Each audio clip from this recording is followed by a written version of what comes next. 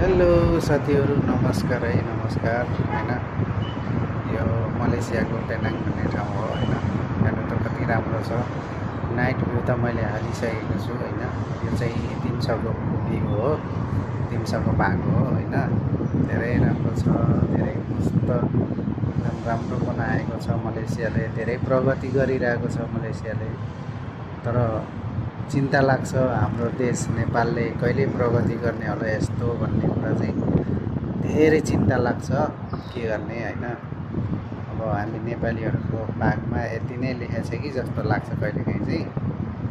हेर्नु त कति राम्रो, कति मस्तले चाहिँ यिनीहरूले विकास गरेका छन्। यो जुन सानो सानो घरहरू हुन्छ, यिनीहरू चाहिँ सबै लोकलहरू बस्ने घरहरू हो, यहाँको लोकल बासिन्दाहरू बस्ने घरहरू हो होइन। अनि त्यो ठुलो हलको चाहिँ भनेको तपाईँको सुपर मार्केट हो यो चाहिँ हलको होइन। अनि हामी बस्ने पनि हलको नै छ, तर उनीहरूले लोकलहरूलाई चाहिँ सानो घर बनाइदिएका छन् चटक्कको होइन। आफ्नो एउटा फ्यामिली बस्ने खालको घर बनाएका छन्। र यतापट्टि हेर्नुहोस् कस्तो राम्रो जङ्गल छ, मस्तको जङ्गल छ, बिचमा समुद्र पनि छ। यो समुद्र र यो ठक्क लाएर यो के भन्छ, यो जङ्गलको कति कम्युनिकेसन मिलेको छ होइन।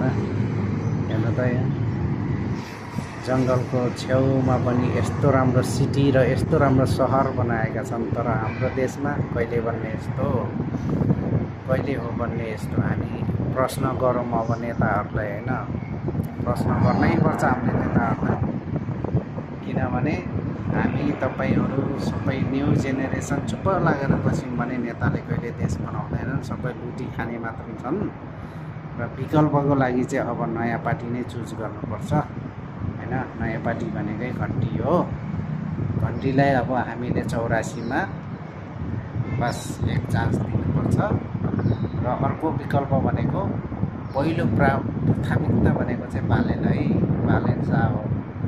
बालेन कार्यकारी प्रधानमन्त्री हुनैपर्छ, किनभने देश बनाउने भनेको कि रविले कि बालेनले, दुईजनामा एकजनाले मात्र न हो। अरूले तपाईँको देश बनाएर खाँदैनन्, देशलाई उल्टो लुटेर सकाउँछन् हेर्दै जानु होला होइन। त्यही भएर हामीले अरू कोही होइन, अब हामीले चुज गर्ने भनेको न्यू पार्टी अथवा बालेनले पार्टी खोलेपछि बालेनलाई त हामी कार्यकारी प्रधानमन्त्री नै चाहन्छौँ। बुझ्नुभयो नि, सबैले सपोर्ट गर्नुपर्छ है।